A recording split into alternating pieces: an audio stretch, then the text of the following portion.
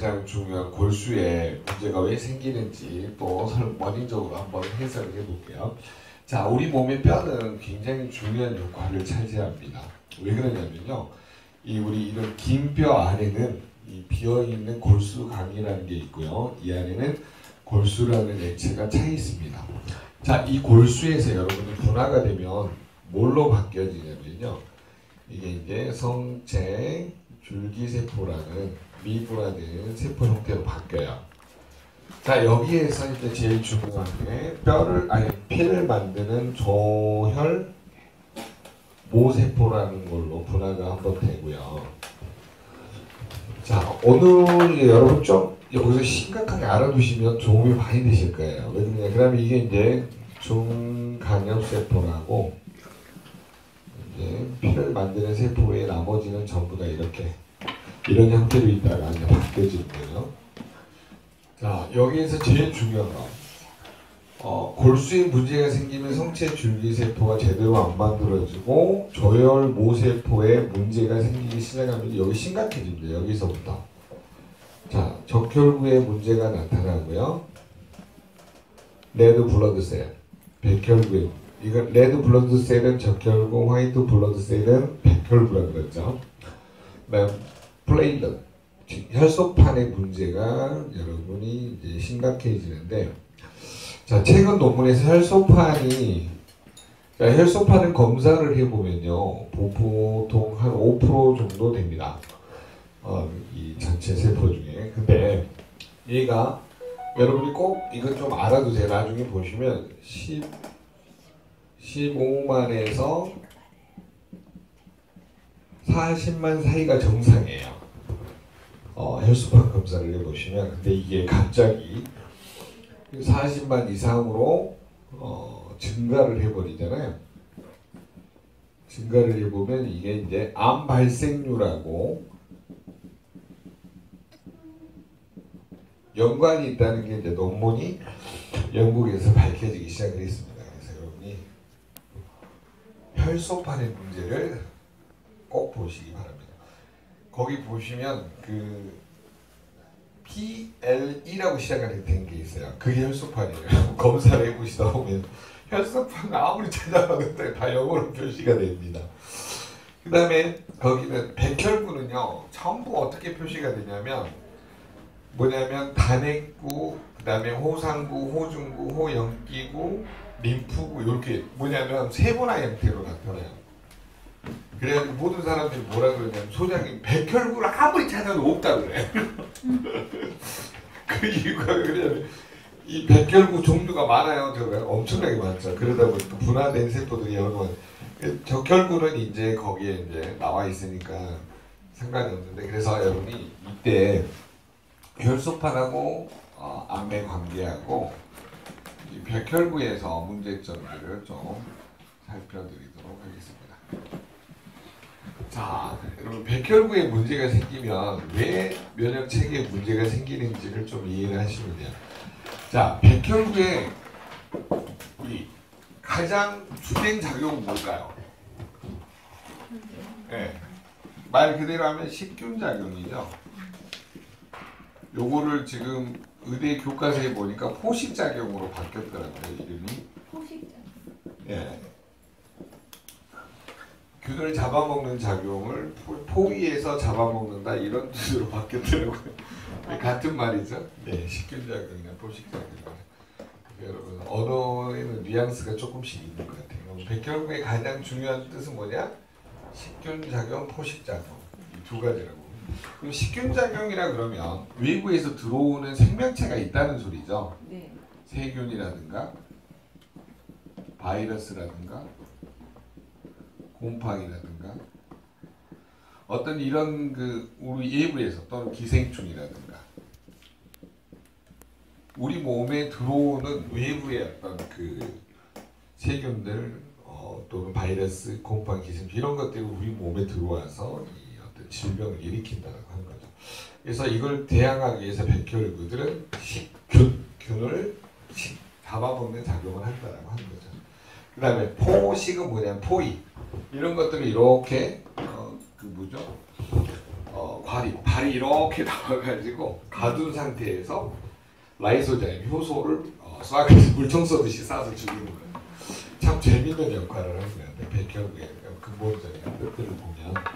그래서 여러분들이 이제 백혈구의 가장 기본 작용들을 이해를 시켜주시면 도움이 되고요. 자, 근데 이 백혈구가 여러분 수명이 3일에서 보통 2주니까 3주니까 21일이죠. 자, 왜 백혈구를 좀 유심히 보셔야 되냐면 백혈구의 그 탐식작용, 식균작용 중에 하나가 산화된 LDL 콜레스테롤을 이렇게 뭐냐면 잡아먹고 자기가 거품세포로 포말세포로 죽어가지고 뭐냐면 죽상 동맥경화를 일으키기 때문에 굉장히 잘 보셔야 됩니다. 이 수명이 3일에서 21일이라는 소리는 계속 만들어져야 된다는 소리예요. 어디서 만들어지냐? 골수에서 계속 만들어져야 돼요. 근데 골수에서 이런 백혈구가 안 만들어지니까 면역에 대한 저항력이 떨어지죠. 그러니까 당연히 무슨 문제가 생겨요? 질병이 몸에서 증가할 수밖에 없다는 결론이 나오죠. 그러면 왜 골수의 면역이 문제가 생겼나를 봤더니 독소가 외부에서 계속 뼈에, 근육에, 그 다음에 우리 중추신경계에, 그 다음에 간에, 신장에, 세포 조직 사이사이에 쌓여 있더라 이 말이에요. 이 쌓인 것 중에 요즘에 이제 대두되는 게 뭐냐면 항생제나 진통제나 마취제가 급격히 요즘에 증가한 거예요. 그게 왜 그러냐? 폐렴 때문에. 여러분 그 병원에 요즘에 가시는 분들이 대부분이 뭐냐면 그냥 그 우한폐렴 이번에 그 코로나 바이러스 때문에 막 스트레스 받으셔가지고 몸이 막 경직돼서 막 조금만 문제 있으면 병원에 가서 항생제 진통제 받아서 먹는 거예요. 왜?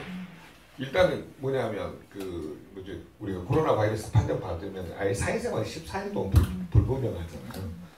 그러다 보니까 요즘에 이제 항생제, 진통제 이런 또는 수술한 후에 마취제가 증가하기 시작한 거죠. 그러면 여기에 뼈에 쌓이면 무슨 문제라도 여러분 벌어지면 뼈가 녹아내려요.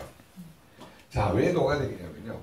자, 우리는 pH 농도 7.4를 유지해야 돼요. 이게 뭐냐면은 혈액의 수소 이온 농도를 pH 7.4로 얘기합니다. 퍼센트 하이드로젠. 수소 이온 농도라고 그러죠. 이거를 유지해야지만이 약 알칼리 상태에서 아주 건강한 피가 되는데 이게 점점 7.3, 7.2 쭉 떨어지게 되면 혈액이 걸쭉해진 상태를 우리는 산성화됐다. 너는 산성으로 바뀌었다 이렇게 표현을 합니다. 자, 혈액이 끈적거리기 시작을 하면 무슨 문제가 벌어지냐면요. 이 산성화된 혈액을 다시 약 알칼리 상태 7.4로 복원하기 위해서 항상성이라는 원리가 작동을 합니다. 이 산성화된 거를 7.4로 복원하기 위해서는 뭔가 알칼리 성분 플러스 알파의 알칼리 성분을 가져야 되는 뼈에 저장되어 있는 이 칼슘을 끌어다가 pH 산도를 복원합니다. 그러다 보니까 우리 몸이 독소가 축적이 되고 문제가 생겨 있으면 무슨 문제가 발생을 하냐? 뼈에서 자꾸 칼슘을 어때요? 빼다 쓰는 일이 벌어진다고 하는 거죠. 그러면 항생제, 진통제, 마취제, 납이나 수은이나 카드뮴 또는 생활독소, 음식 독소가 점점 쌓이기 시작하면 pH 산도가 올라가요, 떨어져요? 떨어지기 시작한다고 하는 거죠. 그러다 보니까 이걸 다시 복원하기 위해서 뼈에서 빼서 쓰는 형국이 되는 거죠. 그러면 무슨 문제가 생기냐면 뼈에 독소가 점점 증가하기 시작을 하면 더 골다공증이 생기면서 이 골수에 문제가 생기기 시작한다고 하는 거죠. 그래서 만약에 이 조혈모세포에 문제가 오신 분들이 백혈병으로 가거나 그 다음에 혈소판이 이제 과다하게 안 만들어지거나 해가지고 무슨 문제가 생겨요? 지혈이 안 되니까 악성빈혈, 재생불량성 빈혈로 가게 되는 거죠. 그래서 여러분이 잘 보시면 알겠지만 적혈구가 안 만들어져도 뭐냐면 악성빈혈로 가요. B9하고 B12. 그래서 여러분이 보시면 B9, B12 부족으로 악성빈혈로 가기 시작을 합니다. 여러분 혈소판은 혈액에 뭐냐면 지혈, 응고작용을 하는 거잖아요. 근데 혈액 응고가 안 되면 어때요? 피가 계속 몸으로 빠져나오죠. 그러면 빈혈이 상태가 유지가 되는 거죠. 자, 그래서 대부분이 혈소판이 또 과다하게 늘어났다는 소리는 내 몸에 출혈이 많았다는 소리야. 이 말을 잘 뒤집어 보시면 혈소판이 정상 범위에서 과다하게 증가를 했다는 소리는 내 몸에 염증, 뭔가 궤양성, 피를 흘리는 뇌출혈 상태가 많았다 이 말이야. 혈관이 압박을 받든지 뭔가 상처가 나면은 장 점막도 과도하게 뭔가 손상이 일어나면 피가 나잖아요. 그래서 여러분 치질도 나고 변을 보고 나면 그 안에 피가 막 섞여 나오잖아요. 그럴 때 또 작용하는 게 혈소판이에요. 그럼 혈소판이 또 과다하게 증가를 한다 이 말이에요. 그래서 장 점막에 문제가 많이 생기신 분들은 피도 나오지만 혈소판이 증가함으로 인해서 그곳이 궤양과 암이 진행될 확률이 높아진다. 그래서 제일 중요한 게 뭐냐면 혈소판이 과도하게 증가한 사람들의 논문 자료를 쭉 분석해 보니까 이번에 이제 병원에서 많이 이야기하는 게 이겁니다. 뭐가 문제가 생겼냐면은 폐암하고 그 다음에 대장암하고 직장암이 너무 많이 늘었대요. 요거는 꼭 알고 계세요. 여러분이 혈액 검사를 해가지고 요즘 2년마다 병원에서 한 번씩 해주잖아요. 직장인들 공짜로. 그렇기 때문에 혈소판이 15만에서 40만 범위가 아니고 40만 이상으로 증가했다. 뭐 422, 486, 499, 599 막 이렇게 계속 증가를 하면 내 몸에 피를 뭐냐면 상처난 출혈을 억제하기 위해서 혈소판이 늘어나서 응고하는 작용이 많아졌다라고 하는 거죠. 그러면 점막이 패이는 일이 많았다는 소리예요. 역으로 가면. 그래서 이런 사람을 역추적해서 병원에서 또는 의대에서 조사를 해봤더니 암 발생률이 높아지더라. 그게 바로 폐암이나 대장암이나 직장암이 비율이 높다는 걸 여러분 꼭 알아두시면 도움이 되실 것 같습니다. 자, 그런데 우리 몸에서 또 제일 중요한 게 백혈구잖아요. 백혈구가 안 만들어지면 식균작용이 안 늘어나니까 면역력 저하가 가져오는 거죠.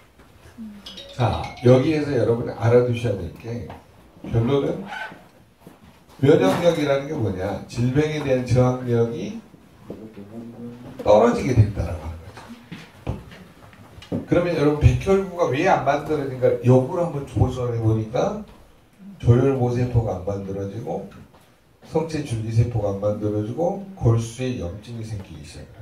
역으로 쭉 가보면 그럼 뼈에 뭔가 독소가 축적되는 일이 많아진다. 한 바퀴를 빙 돌려보면 역으로 돌아가는 거죠. 결론은 우리가 질병이 오기 시작을 하는 것은 무슨 문제냐면 외부에서 우리 몸에 쌓이는 독소 이걸 해독하기 위해서 우리 몸에 늘어나는 활성산소 이런 문제가 증가하기 시작을 했다라고 하는 거죠. 그래서 여러분이 백혈구로 인해서 면역력 저하를 가져오신 분들은 금방 알 수 있는 방법이 있습니다. 그게 첫 번째가 뭐냐면 구수포진이에요. 입술 주변에 수포가 올라가지고 이렇게 다니신 분들 있죠? 그거는 면역력 저하예요. 네. 우리 몸에 이 뭐냐면 헬페스가 이제 돌아다니면서 이런 걸 일으키는 거죠. 그 다음에 이제 온몸의 신경절, 림프절을 타고 다니는 대상포진. 이런 것들이 두드러기처럼 막 이렇게 수포가 올라오기 시작합니다. 네. 네, IB5가 아주 대박이긴 합니다. 여러분 IB5를 발라놓으시면 진짜 단순포진, 구수포진이 쉽게 줄어드는 걸 많이 봤어요. 저거를 식품으로 봐야 될지 약으로 봐야 될지 참 안타깝습니다. 제 부비력이 너무 뛰어나가지고요. 여러분 면도하고 나서 면도 날이 비잖아요. IB5 바르면 바로 멈춰요. 제가 해봐서 알아요. IB5 대박입니다. 대박이에요. 네. 상처난 것에는 굉장히 빠른 것 같아요. 우리 저 파트너 중에 한 분은 이거를 화상 입어가지고 컴퓨터하고 이거 바르고 IB5를 잔뜩 발랐는데 이게 재생 속도가 너무 빨라진 거예요. 이도 화상 입어가지고 20일 동안 집에서 쉬면서 코큐텐 계속 바르고 그 다음에 쪽 IB5 바르고 그 다음에 그 뭐죠 파워 칵테일 있잖아요. 그 개어가지고 거지에다 올려놓고 계속 열 빼고 막 저기 하고 정말 대박입니다. 제품이 이제 뭐 생활화 되어가야 돼. 도핑에 통과됐다고 하니까 별짓을 다 하시는 거예요. 깜짝 놀랐어요. 우리가 생각할 수 없는 죄송합니다. 지질하기보다는 그런 행동을 하고 계세요. 결론은 EQ가 높아서 네, 맞아요. 상상할 수 없는 일들을 많이 하고 계십니다. 자, 그래서 여러분이 면역력 저하는 이런 걸로 단순하게 금방 할 수가 있습니다. 그 다음에 또 할 수 있는 방법이 뭐냐, 이 아래 이거 뭐라 이거 아래 구내염이라 그러죠? 네, 구내염이 자주 생기신 분들이 많아요. 그 다음에 혀에 설령, 혀에 구멍이 뚫리신 분들이 많죠. 이런 분들은 되게 이제 B2 부족이나 아니면은 비타민 A 부족, 비타민 D 부족 뭐 이런 것에 많이 연관이 되어 있습니다. 물론 적혈구의 그 활동 능력하고 연관이 되어 있지만, 그래서 이제 이런 문제점이 생긴다는 것을 좀 기억을 해주시면 도움이 되시겠고요. 자, 오늘 한 가지 더 강조를 드리고 싶은 건 뭐냐면, 백혈구를 좀 종류별로 정확하게 좀 알고 계십사 하고 한 번 더 설명을 드리도록 하겠습니다. 이 백혈구가 종류가 하도 많다 보니까 헷갈려 하셔요.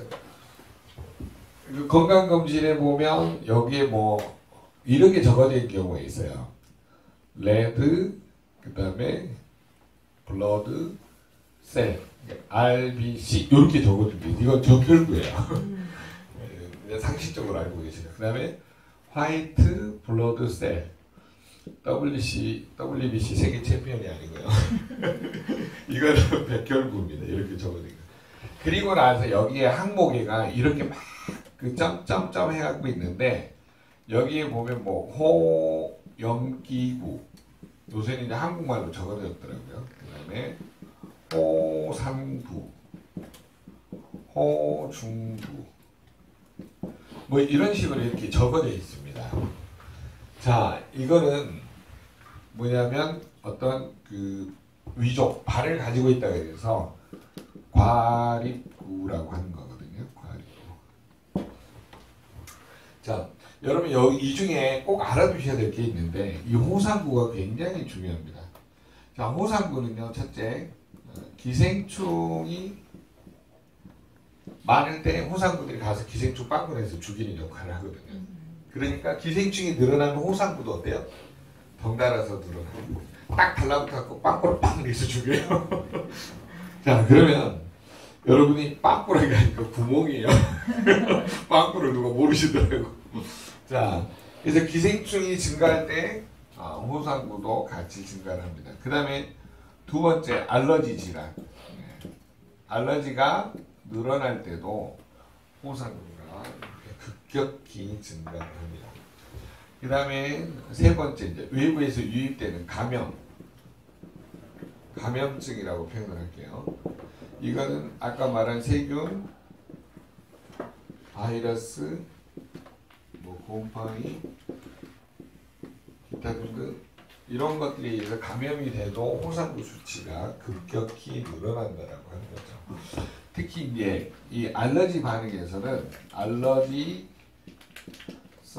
비염, 알러지성 천식 이런 것들이 많으신 분들이 특히 이 호상구가 급격히 증가를 하기 시작합니다. 그래서 면역 반응을 일으킨다고 하는 거죠. 자, 그러면 여러분이 우리 몸에서 이런 것들이 증가를 하면서 이런 면역세포가 급격히 증가를 하기 때문에 호상구가 늘어난 다음에는 얘네들을 뭐 죽이거나 잡아먹거나 하는 일이라 그랬죠. 얘네들이. 그러면 보세요. 백혈구하고 외부의 항원, 원수 같은 존재들이죠. 세균, 바이러스 뭐 이런 것들이 나를 공격한단 말이에요. 둘이 공격해가지고 서로 막 싸우고 나면 죽은 시체들이 어떻게 되냐면 고름 있죠. 이렇게 고름으로 잡혀 있어요. 그래서 백혈구가 장렬히 전사를 했구나. 그렇게 이해를 하시면 됩니다. 자, 그런데 오늘 여러분이 여기서 꼭 알아두셔야 될 거는 뭐냐면은 백혈구가 적게 만들어지는 거는 면역력이 떨어졌다는 거 이해하죠. 정상보다 많이 만들어져서 지금 얘네들을 공격하고 남은 백혈구들이 나를 공격하면 그게 무슨 질환이 될까요? 자가 면역 질환이 돼요. 여러분 요거를 설명하려고 제가 설명합니다. 자, 네 번째로 자가 면역 질환.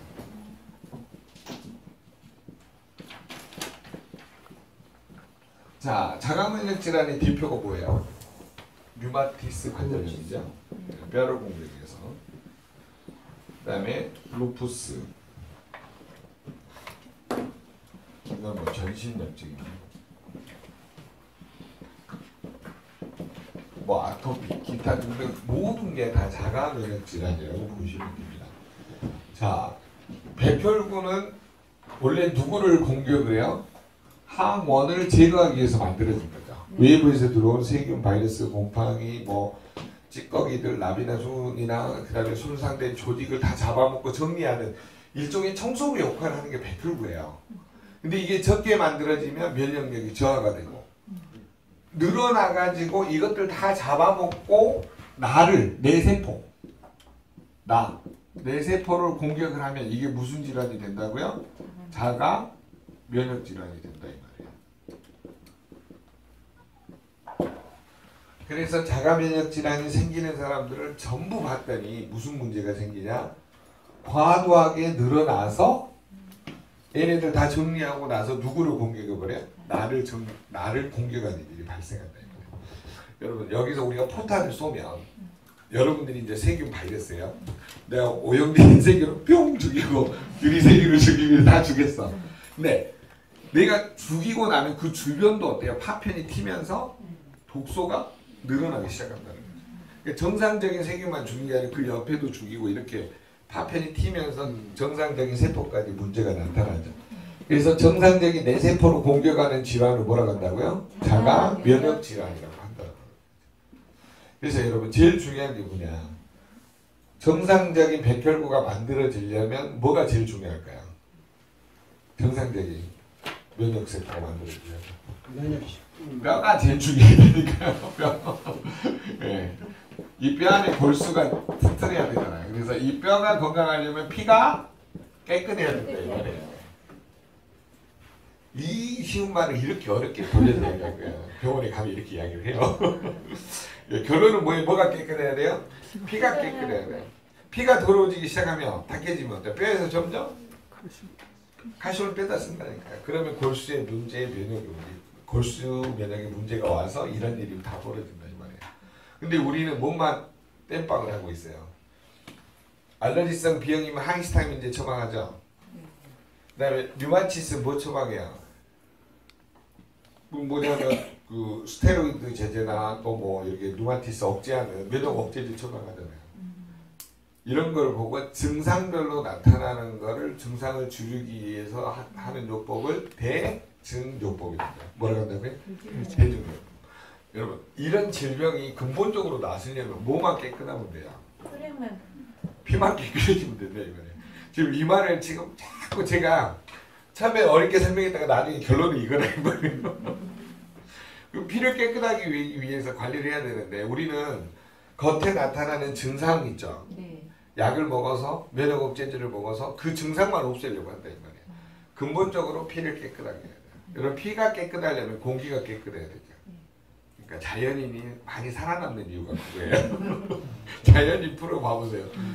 죽을 병에 걸려서 산에 간 사람이 한 80% 아니 한 50% 되고 나머지가 뭐 부도나서 가고 산이 좋아서 가고 이제 그러는데 여러분 결국 좋은 공기, 그 다음에 좋은 음식, 그 다음에 좋은 물 이런 거를 충분히 먹어주는 것이 하나의 방법론이다라고 해서 지금 설명드리기 위해서 이것 중에서 이거 이제 오늘 다 설명하고 날이 가니까요. 다음 주에는 이제 호중구 하나씩 더 설명을 드릴게요. 자, 그래서 고객들하고 설명을 하다가 보면 갑자기 자가 면역 질환이나 알러지 질환이 온 경우는 우리 면역 세포들이 뭐가 증가한 경우다? 호상. 산을 빼면 호구죠. 산을 좋아하는 백혈구를 호상구라고 알아줘야 합니다. 자, 그러면 이 백혈구가 정상적으로 만들어지기 위해서는 골수가 중요하다고 그랬죠. 여러분 골수는 결론은 뼈 건강이거든요. 자, 이번에 갤렌핏 나오자마자 품절됐잖아요. 두 개 사고 하나 들으려니 먹더라고요. 자, 갤린핏이 효과가 높은 이유를 잠깐 설명해 드릴게요. 상어 연골 있죠. 그 상어 연골 분말이 뭐냐면 콘드로이친이거든요. 그러니까 그게 어떻게 보면 극단적으로 염증을 낮춰줘. 그 애국계 회사에서는 상어 연골만 가지고 그 암 치료하는 데 쓰는 회사들이 굉장히 많습니다. 그래서 뼈의 염증을 치료하기 위해서 가장 좋은 게 상어 연골이기도 하지만 암을 치료하기 위해서도 가장 좋은 게 상어 연골 분말이에요. 그래서 이제 그걸 여러분 드시면 맛이 약간 이상하죠. 그래서 젤슈츠에 꼭 타서 드세요. 갤린핏 드실 때는 그냥 드시지 말고 젤슈츠에 타서 드시면 좋습니다. 그래서 뼈에 문제가 있는 분들은 갤린핏하고 콜라겐, 그 다음에 갤린핏 콜라겐 듀오 이런 것 같이 드시면 좀 도움이 되죠. 자, 그래서 고객한테 뼈 건강에 포커스를 맞춰주시면, 특히 뭐냐면 이상한 특이한 질병, 자가면역 질환이 있는 분들은 반드시 포커스가 무슨 건강으로 가야 된다고요? 뼈 건강으로 가야 된다. 그럼 뼈를 건강하기 위해서는 단백질, 비타민C, 뼈의 80%가 뭐예요? 콜라겐이죠. 콜라겐 꼭 드셔야 되고, 그 다음에 비타민 C가 뭘 도와줘요? 흡수를 도와주죠. 비타민 C도 어디에 들어있어요? 파워칵테인, 그 다음에 뭐냐면 젤슈츠, 액티바이즈 다 들어있잖아요. 그래서 요거를 기본적으로 드시면서 세포의 에너지 대사를 늘려주는 코큐텐, 그 다음에 갤린핏, 염증을 낮춰주는 젤슈츠. 이 젤슈츠를 기반으로 나머지를 전부 드시면 도움이 되십니다. 뼈속에 박혀있는 남이나 수은이나 카드뮴, 비소를 가장 잘 뽑아내는 게 셀레늄이에요. 그래서 젤슈츠 안에 들어있는 셀레늄을 잘 활용을 하시면 굉장히 도움을 받을 수 있기 때문에 그거를 좀 한번 더 신경을 써보세요. 그래서 질병이 깊어지신 분은요, 세포 단위로 생각을 자꾸 해보세요. 아, 내가 어떤 문제가 생겼는지를 꾸준히 연구를 하다가 보면 아, 내 세포는 부모로부터 이걸 물려받았는데 이게 문제가 있구나. 나는 이거를 좀 더 보강을 해야 되겠다. 이런 거를 좀 길러주시면 오히려 건강에 도움을 줄 수 있다라고 생각이 되어집니다. 자, 그 다음에 이제 제일 중요한 거 한 가지 더 설명을 드릴게요. 지금까지 여러분 재밌는 이론 중에 하나가 뭐냐, 메가요법이었죠. 메가요법. 예. 자, 메가요법을 실시해야 될 사람하고 안 해야 될 사람을 설명을 드릴게요. 아우, 이번에는 내가 답답해가지고. 자, 여러분, 내가 먹는 영양소를 잘 배출을 하려면, 소화, 흡수, 배설을 하려면 뭐가 제일 중요할까요? 보세요. 소화, 흡수, 배설을 하려면, 자, 소화가 중요해요? 흡수가 중요해요? 배설이 중요해요? 제일 하나만 꼽으라고요. 흡수. 배설이 제일 중요하죠. 안 나가면 독이 쌓이잖아요. 안 나가는 이유가 뭐예요? 장에서는, 대장에서는 변비, 숙변 이런 거죠. 그 다음에 여러분 신장에서는 뭐예요? 사구체, 신염. 이걸 다른 말로 뭐라 그래요? 심부전증이라 그러죠. 자, 변비가 있거나 숙변이 많은 사람들은 장이 어때요? 딱딱하게 눌러보시면 배 주변이. 그리고 이 콩팥에 문제가 있는 분들은 특히 몸이 자주 부어요. 부종의 문제가 생겨요. 그래서 아침 저녁으로 보면 손발이 거의 대부분 부어있다 이거예요. 자, 그래서 메가요법을 실시하다가 보면 문제가 생기는 부분가 이 부분이에요. 대장에 문제가 있는 사람하고 신장에 문제가 있는 사람은 영양소하고 독소가 뒤범벅이 돼가지고 어떻게 될까요? 한강이 돼요. 더 문제가 심각해진다 이거예요. 그래서 이 문제를 정확하게 상담을 하셔야 돼요. 변비가 있는 사람들은 무엇부터 해결을 해야 돼요?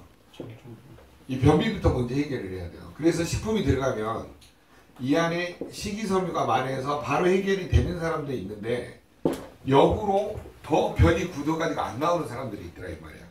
10명 중에 2~3명은요 파워 칵테일 먹고 오히려 변비 생기는 사람 봤어요. 그쵸? 네, 맞아요. 근데 어떤 분은 한주 시원하게 먹대요. 그러면 네. 이게 극과 극이 다르다 이 말이에요. 그러면 우리가 상담을 잘 해주셔야 돼요. 만약에 변비가 평상시에 심했던 사람이 먹으면 100% 10명 중에 2~3명 뭐가 온다는 소리예요? 변비가 온다서요. 그래놓고 뭐라 그러는지 아세요? 너 잘됐다. 메가요법으로 더 먹으라 그래. 그랬더니 이제 장이 꼬여갖고 더하는 식이섬유를 10가지를 먹다가 메가로 먹으면 20개, 30개를 먹는 거잖아요. 그럼 어떻게 돼요? 이렇게 부풀어가지고 윗배, 아랫배가 방방하게 가득 차가지고 움직이지도 않고 더 문제가 생기는 거예요. 그래서 여러분이 조심하셔야 될 게 뭐냐면 한두 포 먹어보다가 변 배출이 늦어지면 변비부터 해결해야 돼. 그러면 변을 가장 빠르게 해결하는 건 뭐냐면 수산화 마그네슘이에요. 약국에 가면 마금이 팔거든요. 그래서 모든 병원 그 다음에 대체약을 하시는 분들이 가장 많이 쓰는 제제가 마금이에요. 실제로. 여기는 우리 몸에 흡수가 안 되면서 이 뭐냐면 장 연동 운동을 활성화시켜가지고 변을 쫙 빼내는 거거든요. 그러니까 단기간에 쓸 때는 마금이를 뭐 11씩 먹어가지고 확 빼내는 방법도 좋아요. 왜 그러냐면 네? 네, 소금요. 네. 그 다음에 이게 1번이고 그 다음에 이제 싫어하시는 분들은 소금요법. 네, 보통 1.5리터에다가 한 30g 정도 소금을 타가지고 네, 따뜻하게 해서 진하게 30분 안에 계속 드세요. 그러면 1시간 뒤부터는요 한 3시간 동안 들락날락 하면서 변이 막 쏟아집니다. 이거 뭐 해보신 분들이 이미 뭐 검증이 됐기 때문에 나는 그냥 간편하게 마금밀 하고 싶다 그러시면 11씩 아침 저녁으로 드시면요 대부분 뭐 설사처럼 원래 마그네슘은 설사를 유발하거든요. 부작용이. 그 부작용을 이용한 게 마금밀이에요. 그러니까 변비 환자한테는 마그네슘의 부작용이 뭐라고요? 설사라니까요. 그러니까 그 부작용을 이용한 게 약으로 만든 게 마금밀이에요. 자, 그래서 여러분이 상식적으로 알아두시면 도움이 되시고 근데 마금밀을 너무 많이 쓰시게 되면 나중에 습관성이 돼요. 그래서 소금요법이 좋긴 한데 현대인들이 스트레스 받아요. 이거 뭐 그래서 방법론을 여러분 둘 중에 2가지를 알려주세요. 네가 편한 대로 해라. 다만 이거를 자주 응용할 때는 습관성에 우려가 있기 때문에 조심해라고 하시고 소금요법이 가장 지혜로운 방법이다라고 하시면 되겠고요. 그 다음에 부종이 있는 분들은요 여러분 진짜 조심하셔야 돼요. 이거는 저용량으로 가셔야 돼요. 자, 요거를 여러분이 이제 자, 잘 들으세요. 어떤 한 분이 자기가 신장이 나쁘다고 말을 안 하고 먹었어. 그러니까 몸이 먹으니까 배출이 안 되니까 어때요? 자꾸 붓죠. 병원에 가니까 이제 의사 선생님이 뭐 먹었냐 그랬더니 PM 거 먹었더라고요. PM 안에는 전부 뭐예요? 과일, 야채, 천연허브, 약초잖아요. 그러다 보니까 이게 이제 뭐예요? 과도하게 칼륨이 많으니까 몸이 이제 부종이 생기는 거죠. 자, 그러면 여러분 신장 환자는 저용량으로 출발을 해가지고 점적요법 3방울씩 꾸준히 먹는 요법 중에 제일 좋은 게 듀오예요. 자, 듀오는 원래 35방울 먹게 돼 있죠. 근데 이걸 어떻게 드시는 게 좋냐면 자, 3방울씩 자, 3방울씩 자, 10분에 3방울을 먹으면 60분이면 몇 방울이에요? 18방울이죠? 자, 또 이걸 아침에 하고 점심 때, 저녁 때 요렇게 먹으면은 딱 1.5배를 먹죠. 이해되시나요? 원래 35방울이 정량이잖아요. 뭐 아침밥도 안 드셨어요? 아니, 아침에 18방울, 점심에 18방울, 그러니까 18방울. 예, 이렇게 먹는데 어떻게 먹냐면 10분에 3방울씩만 똑똑똑 하면 딱. 근데 이분들은 어떻게 하셔야 되냐면요. 가지고 다니면서 병을 가지고 다니면서 이렇게 먹으셔야 돼요. 이걸 누가 발견했냐면 신장병 환자가 의사하고 상담하면서 나는 죽어도 식품을 먹겠다 그러니까 의사가 못 먹게 하지 못하고 쭉 PM 제품들을 보더니 야, 이 중에 듀오만 먹으라고 딱 한 거야. 오메가3하고 코큐텐. 오메가3하고 코큐텐이 듀오잖아요. 네. 이거를 먹었더니 6개월 만에 신장에 그 막힌 게 뚫리면서 이제 그 뭐라 그러죠? 고비를 넘기신 거예요. 그러니까 고용량으로 확 들어가면 문제가 생기는데 이렇게 참 이것도 의사가 정해준 거야. 제가 한 게 아니고 10분에 3방울. 10분에 3방울도 의사가 정해준 거예요. 그 환자한테. 이 환자는 나는 죽어도 식품을 먹겠다고 하고 의사는 죽어도 먹지 마라 그러고 그럼 갖고 와봐라 한 거예요. 답답하니까. 다 안 된다 안 된다 안 된다 뭐 칼륨 뭐 이런 문제 때문에 안 된다 하고 딱 요것만 집은 거죠. 그래서 이제 먹었더니 이제 6개월 뒤에는 약을 줄이고 이제 조금씩 이제 좋아진 사례가 이제 발생을 했어요. 그래가지고 저한테 조심 이야기를 하더라고요. 그래서 이거를 사례를 알려줄까 말까 하다가 하도 요즘에 이제 이거 뭐지 부종 환자들이 너무 많더라고요. 막 먹고 부어가지고 병원 가서 막 실려오고 뭐 나한테 계속 병원에서 전화 온 사람도 있고요. 이게 이게 잘못하면 좀 문제가 될 수 있겠다 싶어서 이렇게 이제 저용량 요법으로 해서 성공 사례가 있기 때문에 이거는 한번 알려줄 필요가 있겠다라고 해서 알려드리시는 굉장히 좀 편하고 좋은 방법이죠. 여러분 신장 나쁜 사람 먹을 게 있어요 없어요? 없어요. 하나도 없어요. 주변에 물어보세요. 그러면 소장님 저기 네. 신장 투석하신 분이요. 투석하신 분도 마찬가지고 네. 모든 환자는요 참 신장이 안 좋으신 분은요 3방울이 넘어가면 안 된대요. 그 의사가 그랬다더라고. 10분에. 그러니까 한 시간에 18방울은 10분에 3방울씩이니까 뭐냐면 신장에 무리를 주지 않는다라고 한대요. 그래가지고 근데 이분도 똘끼가 있더라고요. 부산에 저기 뭐냐면 제 강의 때 오셔가지고 그래요. 소장님.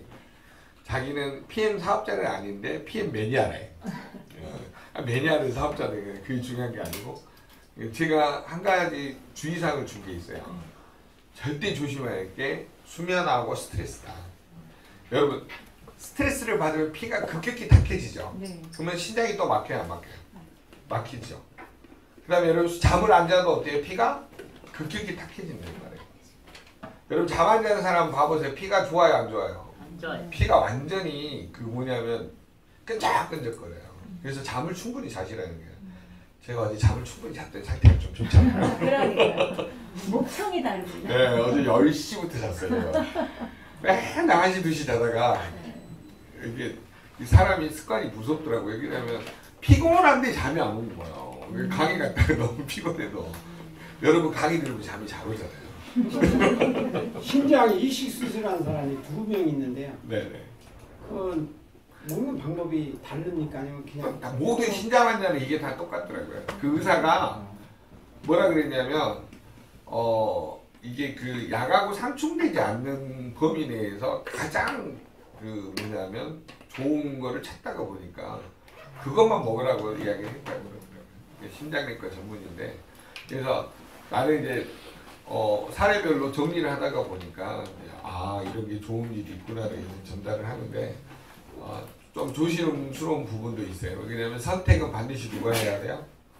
네, 본인이 해야 돼요. 근데 우리가 이걸 보호막을 찾을 수 있는 게 뭐냐면 도핑 테스트하고 할랄 코셔, TUB 인증 이런 인증 마크가 있기 때문에 독이 하나도 안 들어있다라고 보시면 됩니다. 면역 억제제라는 거를 평생 먹어야 되거든요. 신장 그러니까. 수술해서. 네, 그래서 PM하고 그거하고 잘 부딪히지 않는 거를 유일하게 그 의사가 찾아낸 게 그 PM에서는 그 2가지. 그리고 이제 이분이 이제 말했던 중에 하나가 뭐냐면 도핑, 할랄 코셔, TUB 인증을 전부 들어가서 확인을 했어요, 의사가.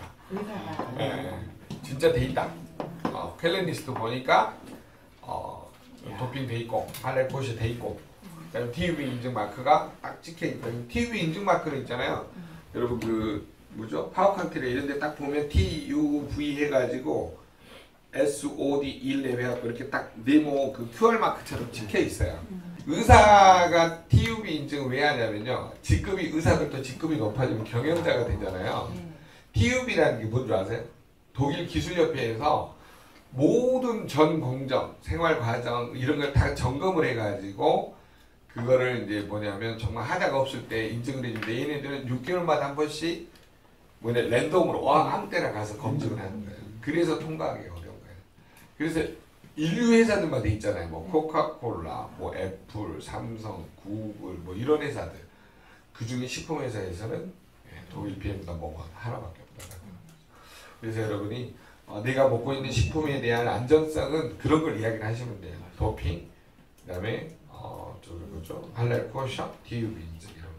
그다음에 제일 중요한 게 뭐냐면 EU GMP 시설. 여러분 GMP 시설은요 쉽게 설명하면 뭐야? 잠시 운동장에다 물을 가득 넣어놓고요 잉크 한 방울 딱 떨어뜨려요.